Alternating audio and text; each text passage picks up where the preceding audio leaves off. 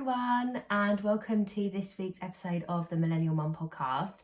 Now, if you have been following me, or you do follow me on my personal Instagram, my Yasmin Oakley Instagram, as opposed to the Millennial Mum socials, you'll know that at the moment I have been really struggling with my skin. So from about the age of, I want to say like 11, I started to get eczema on my face.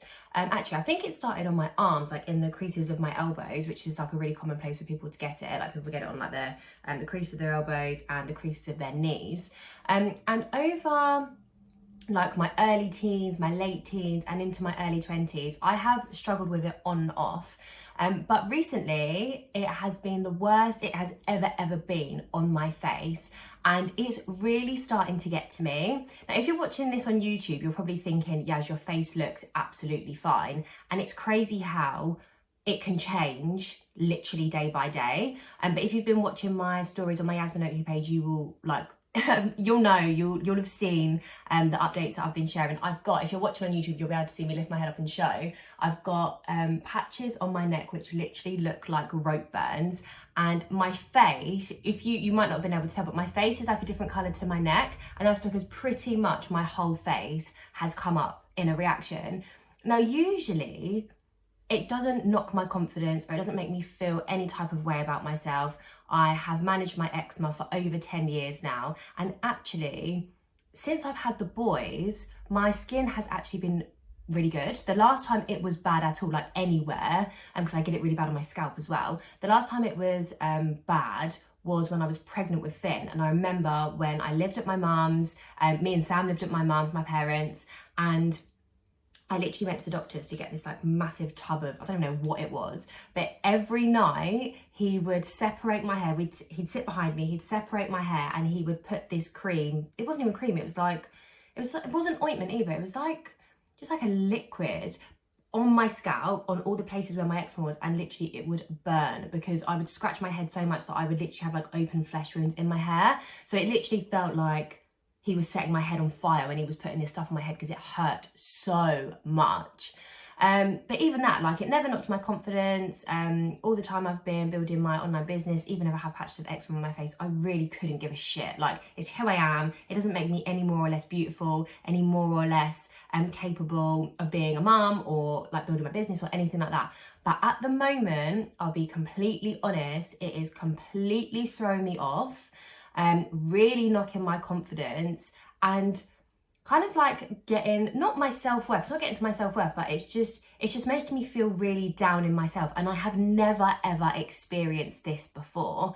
And obviously where me and Sam are building our property business, I'm feeling so less confident meeting new people for the first time, because it's like, yeah, it's okay, like if you've got eczema on your arms, you've got eczema on your head, or like other parts of your body, you can hide it. But when it's your face and you're meeting people for the first time, or you're going into letting agents, or you're trying to build business like face to face, your face is the thing that people look at, for God's sake. Do you know what I mean? There's no hiding your face. Like, throwback to when we were in lockdown, you could wear masks. But even that, like, I've been getting eczema all around my eyes. And I probably look, if you're watching this on YouTube, you probably think I might look a little bit tired. It's actually because my eyes are swollen. But yeah, check out my, follow me on my Yasmin Oakley page if you don't already. And you will see like the progress that, well, not even the progress, like the ups and downs that I've been having recently. But it's actually got to the point where I nearly didn't record this episode, or I did, but then I was thinking I'm not going to record one for YouTube. But I thought, you know what, like, this is part of my journey. And since posting on my socials about the journey that I'm going on with my skin, and like sharing pictures and talking about it and talking the different things that have been prescribed, I have had such an overwhelming response from people who have had eczema, people whose kids have had eczema, people who's got partners who have got eczema. And literally I've been inundated with so many different types of natural remedies, creams, ointments, things to take out of my diet. I've literally had so much Facebook groups to join that are about helping eczema. So everyone who has messaged me, thank you so much. And I think what I'm gonna maybe do is write a blog and like link loads of the stuff that people have shared, because I didn't realize so many people actually suffer with eczema. Like, obviously I'm not the only person in the world that suffers with eczema, but like no one else in my family does. The boys have managed to escape it, touch wood. Sam doesn't have it. None of Sam's family seem to have it. None of my family have it. So it can, and none of like my close friends have it either. So it can feel quite isolating and lonely when you have this skin condition that makes you feel like shit, makes you feel like you don't even want to go out the house. Like yesterday we went to a nice pub like out in the garden with Sam's family, and I literally sat there with my massive shades on in the shade because I didn't want to get my face in the sun, and I just felt really shitty. I felt like I didn't want to socialise. I felt like I didn't want to be there, and that's not the type of person I am. I'm confident, I'm outgoing, I'm a social butterfly. I love to be around other people. So it's crazy how a skin condition or a skin reaction can make me go so inside my shell. This is literally not what I'm used to at all. But going through the motions of all of this and kind of feeling a bit shitty in myself and with everything to do with my skin, it's actually made me realise a bigger theme that I'm kind of working through in my life at the moment. So I genuinely feel like, or have moments where I feel like I don't know who I am anymore. I don't know what I like. I don't know what my interests are. I don't know if certain people are around me in my life, if I want them there anymore. And I just feel like I'm having a bit of an identity crisis. I mean, that's a bit of a head fuck in itself and can definitely keep you in your head and make you question literally everything. But then the other day it hit me. I remember feeling exactly the same way not long after I'd had Finn. So I had Finn in the March of 2021, and it was probably in the summer where my body had kind of like slimmed down again. I was being quite active, going out for daily walks and things like that. And it was also at that point where the restrictions, like the lockdown restrictions, had like started to ease. Because when we came out of hospital with him, the restrictions at that time were that you could meet with 6 people outside of your house, like from different households or something. So by the time it got to the summer, things were like so much more relaxed and we were going out and about and all that kind of stuff. And I remember so clearly thinking, right, I want to order some new clothes for my new body shape, because even though I'd like slimmed down and like kind of lost quite a lot of the baby weight at that point, like my body was just a completely different shape to the clothes I was wearing before. And actually, when I fell pregnant with Finn, I was quite unhealthy, like I was quite unhealthily thin and lost quite a lot of weight quite quickly because of things that were going on in my life, like personally. So yeah, I was like, right, I want to order some clothes and like just feel myself again. And then I remember going onto the websites that I would usually buy from, so you like Boohoo, Pretty Little Thing, and just feeling like, oh my God, I don't actually even know where to start at this point. I don't know what vibe I want to go for. I don't know what I'm meant to be wearing now. I don't know whether I had some kind of like subconscious thing of like, now I'm a mum, I need to like dress a certain way or be a certain way or present myself a certain way. And I just remember being so like, oh my God, I don't even know what clothes I want to wear anymore. What do I even like? What colours suit me? Like I just did not know where I fit in to everything else around me, that was the first time that I'd ever felt like that. Like previously, I knew what clothes suited me. I was actually quite, what's the word? I used to wear like loads of different styles. I wasn't like, I didn't pigeonhole myself into just like one look or one style. I used to like vary things. But yeah, I just remember being like, what the hell am I even meant to wear? And it didn't help because all of the Facebook and Instagram memories were coming up as well that summer, from summer of like 2 years ago when I was out living my best life in Ibiza, looking like a skinny mini, wearing all these like nice things that I wouldn't dare wear at that point. And like Facebook memories of like when I used to go out with my friends in London and doing all these things and going to raves and like having time to myself and just doing what I want and being so carefree. And I feel like a part of me was missing that person. And I remember like looking at the pictures of that me from like 2 years ago when I was doing my summers in Ibiza and things like that, and just thinking like, I don't know this person anymore. Like this person isn't me, but it's so scary because I know that I'm looking at me. I'm looking at a version of myself that I'm not anymore. I'm not that version of myself anymore. And it was a very weird place to be in. I mean, especially like going back to the whole like clothes thing, we had just spent the last like over a year in lockdown wearing loungewear all the time, and I'd been pregnant, so I hadn't even really left the house during that time. So my head just felt completely scrambled, and I genuinely felt like I did not know who I was anymore. But then looking back at the pictures, I missed the person that I was, but I knew that I wasn't her anymore. And then I remember seeing a quote that said something like, you're allowed to be grateful for your baby, or you're allowed to be grateful for your children whilst mourning the person that you used to be. And that really spoke to me so clearly, because I think as mums, we are often mum shamed into, we have to like paint motherhood as like the best thing in the world, and you're not allowed to like have any down days, you're not allowed to share those moments or talk about the hard times, in fear that you're coming across ungrateful for having children, like for having your kids. And sometimes we feel like we have to say things like, say we've had like a sleepless night, for example, it's like, oh my God, like I'm so tired. Oh, but it's all worth it. It's like, you don't need to finish the sentence with a but. You don't need to finish that sentence with like making it go full circle and reminding whoever you're saying that you are still grateful for your child, because obviously you're grateful. And motherhood is such a roller coaster that you are going to have those down days as much as you're going to have the high days and the best days. But I remember when I saw that quote, I remember feeling like, you know what? Like, I'm not the person I used to be anymore. And I miss that person, and I miss all the things that I was able to do. But fucking hell, I love my kids.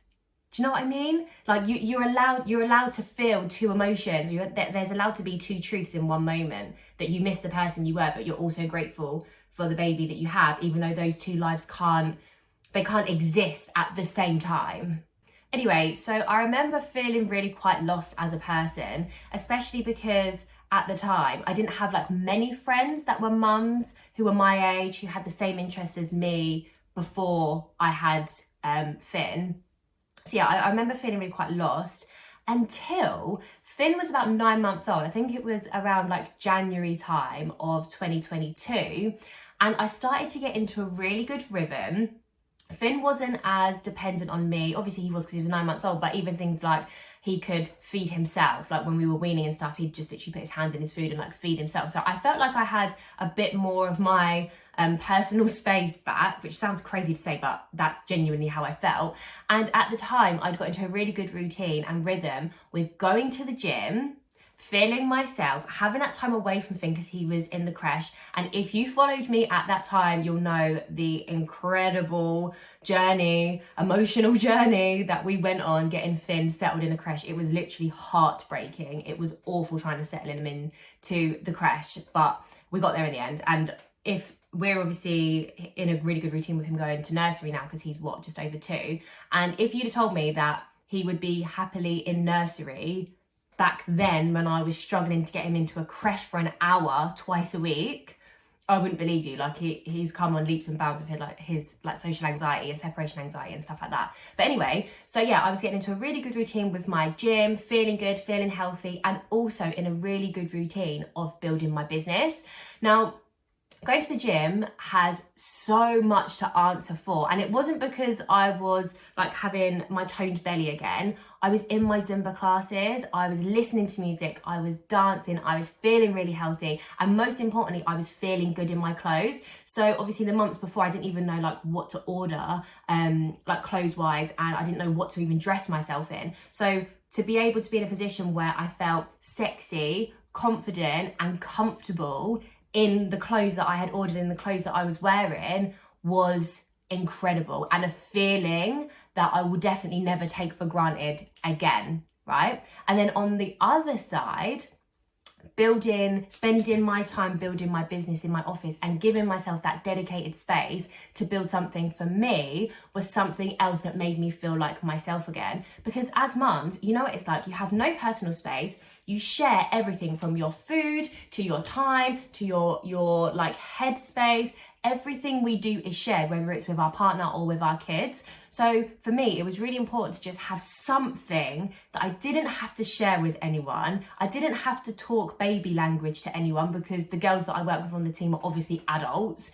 And like having that adult conversation that wasn't with my partner talking about, oh, when was the last time that Finn had a shit? Or like, when was the last time he was fed? How much did he drink in a bottle? Do you know what I mean? Like having something that was completely mine, separate to my family, separate to the boys, was another thing that made me feel like myself again. And this is honestly why I am so passionate about mums having some kind of side hustle or some kind of business, not necessarily like a massive business. Like, I don't like advocate for mums like starting a business and wanting to leave their jobs and like being the best in whatever they do in the industry, that whatever they choose to go into. But even if a small hobby or like passion project turns into like making a few extra pounds or whatever a month, whatever, or like just being able to have some extra spending money to yourself that doesn't need to go in like the joint account or whatever, that is so important because it gives you something that you do not have to share. And I will continue to shout about this from the rooftops because I didn't realise that my online business would play this part in my life, because I started my online business before I even had kids, before I was even pregnant. So I didn't know that it was gonna like slot into my life in this way. But it is the one thing that I can come into my office, shut my door and focus on and be like almost like transported into like a different world. Because I'm not, like I said, I'm not talking baby language. I'm not dealing with the kids. I'm not dealing with the cooking. I'm not having to share my headspace. I could just focus on creating, being in my like creative flow, my business mode, and just enjoying everything that comes with that. So a few months went on, the Yaz that I knew previously was starting to really come back in her full force. Business was on the up. We had a really good routine with Finn, and then bam, another positive pregnancy test. How exciting was the next few months and the rest of our life gonna be? But wow, it was a hard one to take. In all of the excitement, it was a small part of me was thinking, oh shit. And I'm not gonna lie, the first trimester of that pregnancy was hell. It was during the 2022 heat wave, whilst also I was trying to chase around a toddler who had just found his feet. I also got COVID when I came back from a holiday.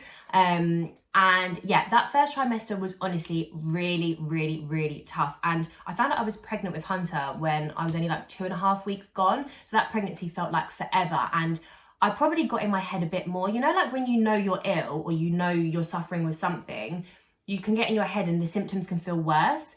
Whereas like with Finn, I don't think I found out I was pregnant till I was nearly 10 weeks. It was like 9.5, 10 weeks. And those 9 weeks where I didn't know, I was dealing with a lot of things personally. And I did feel like I was overly anxious and I felt like knots in my tummy and just felt really headachy and sleepy.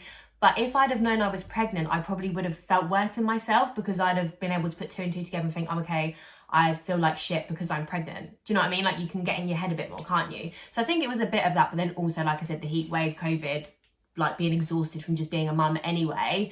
But after I came out of that, I felt really sexy and confident again. I don't know what it is, like I was the same with Finn, but I couldn't flaunt it as much because we were in lockdown. But I enjoyed being pregnant with Hunter so much because I could buy nice maternity clothes, I could wear nice tight dresses and flaunt my massive bump. Me and Sam went on a success trip with the network marketing business that I'm partnered with. We went to Dubai with a couple of 100 people who also qualified for the trip, and I loved being in a bikini, like with my nice bump. I had my nice dresses on, and we had a big like gala event, like black tie gala event, and I wore this beautiful, really tight ruched emerald green dress and went up on stage to collect my award just with like this beautiful, perfect bump.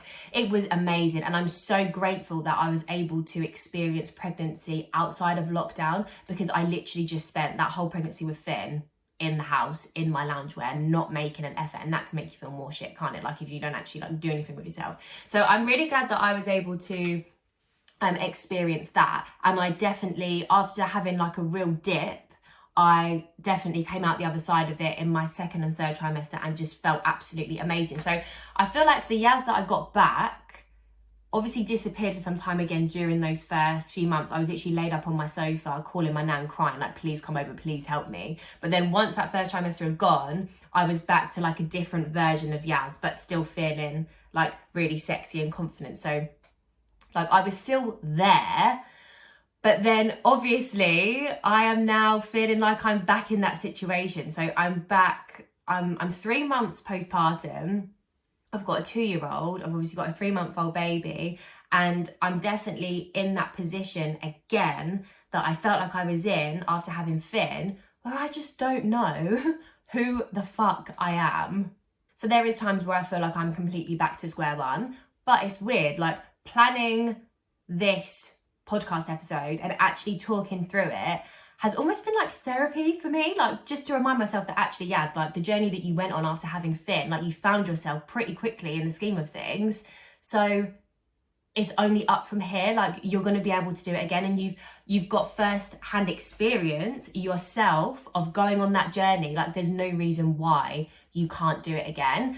And I feel like I've actually shared so much more in this episode than I'd planned to, but I really hope that this speaks to any new mum or mum in general that feels like they've completely lost themselves, because like from my experience, you will find yourself again, whether it's a different version of yourself.